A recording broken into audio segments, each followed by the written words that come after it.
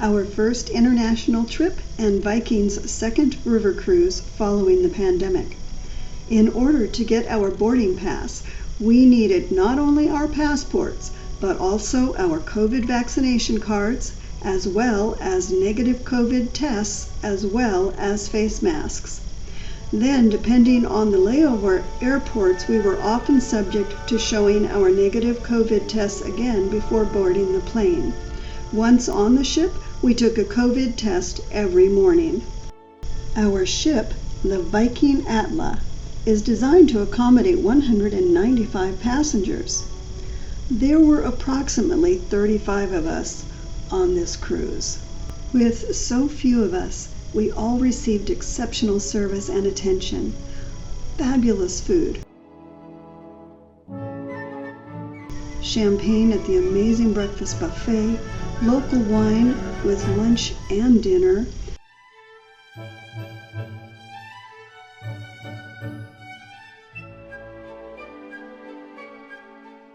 delightful entertainment,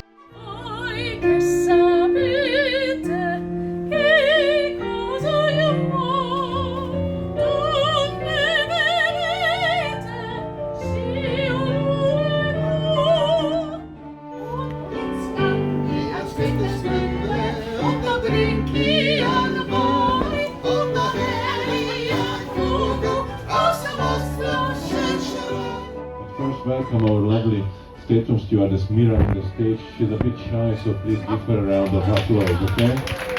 Thank you very much. She's wearing the drindle, which is very popular. Actually, it was everyday wear here in Bavaria and Austria as well. And every night,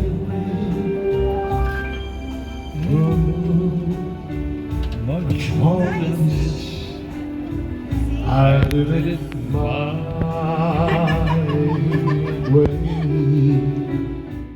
We connected with several of the staff and were even able to get maskless photos on outside areas of the ship. One of our favorite connections was with our nightly musician.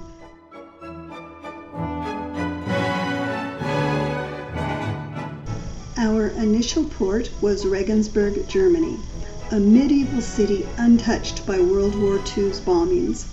Highlights include a 12th century old stone bridge, the Gothic St. Peter's Cathedral, and Germany's oldest restaurant, a famous sausage kitchen.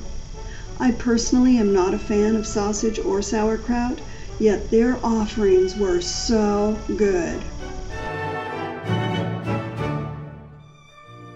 The next port, Passau, Germany. It's known as the City of Three Rivers, as it lies at the confluence of Inn, Danube, and Ilz rivers. The green trees marks the end of the peninsula between Inn and the Danube. Passau is home to St. Stephen's Cathedral with Europe's largest pipe organ. Its 17,974 pipes inspired Franz Liszt to write his Hungarian coronation mass. Additional highlights: Italianate style and old world streets, pastel rainbow of building facades. I found it particularly fascinating that the very narrow streets accommodated bicycles, vehicles, and pedestrians. Most of our sailing was at night while we slept. As we entered Austria, however, we had a tour from the sun deck of the Wachau Valley, possibly the loveliest found along the entire length of the majestic Danube River. Absolutely gorgeous picture.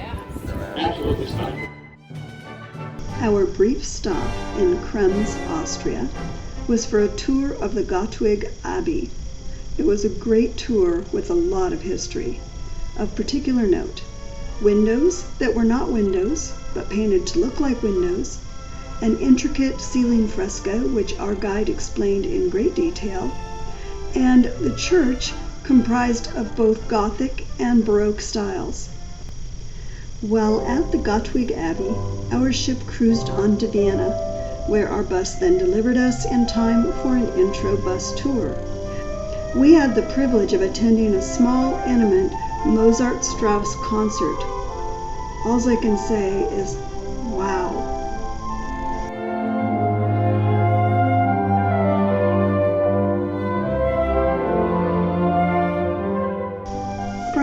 I took 2 different tours in Vienna. Fred's guide shared that the Lipizzaner stallions exist today because General Patton negotiated a deal with a German officer who also loved horses to save them from the Russians. On my walking tour, I learned the government made a deal with the graffiti artists for space so they wouldn't damage the historical buildings. Moments for me included the book monument of the Jewish, talking with a passionate local during his demonstration for the rights of the pig, and the delight of shop owners to have us there.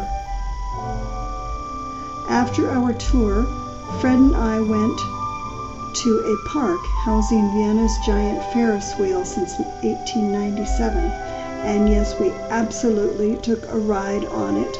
Fabulous views.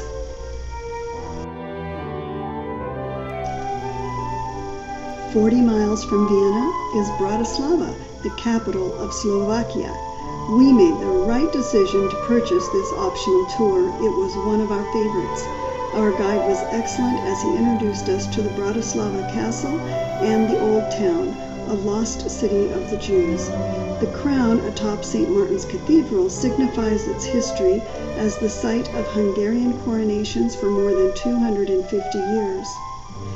A real surprise treat for us was an old car show in the square. As we enter Budapest, we are greeted with the most impressive symbol, the huge neo-Gothic Parliament. It was built by 1,000 workers between 1885 and 1902. The Parliament's most sacred treasure is the Szent Corona, or Holy Crown. In 1945, the fleeing Hungarian army handed over the crown and its accompanying regalia to the Americans rather than have them fall into Soviet hands. They were restored to Hungary in 1978. During our tours, we learned that Budapest was actually 2 cities, Buda and Pest, divided by the Danube. In the Castle District is found the inspiration for Disney's castle. The Catholic Grand Matthias Church was a mosque for 150 years. The cruise ended here, but we stayed on an extra 3 days in the Hilton with a view of the spectacular Grand Matthias roof. We took an optional tour into Old Buda to Skansen, a fascinating reconstructed village with structures from all over Hungary to preserve its rural history.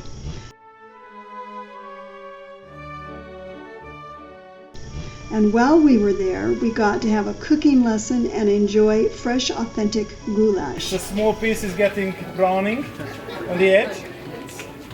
Oh, I love the smell. Yeah, this is the base thing to do this goulash soup. Following lunch, we continued on to Szentendre, a picturesque Hungarian-Serbian community, and here we enjoyed lavender ice cream and shopping. Our final day in Budapest, we enjoyed visiting an indoor marketplace, relaxing in one of the many outdoor cafes, and walking the streets when we happened upon an arched doorway with a sign saying Labyrinth. We cautiously ventured down the steps to discover a 500,000-year-old cave cabin network under the Buda Castle. Over the years, it served as wine vaults, torturing chambers, prisons, hideaways, and more. It felt a lot like the caves I saw in Phantom of the Opera. Spooky, wet, and fascinating.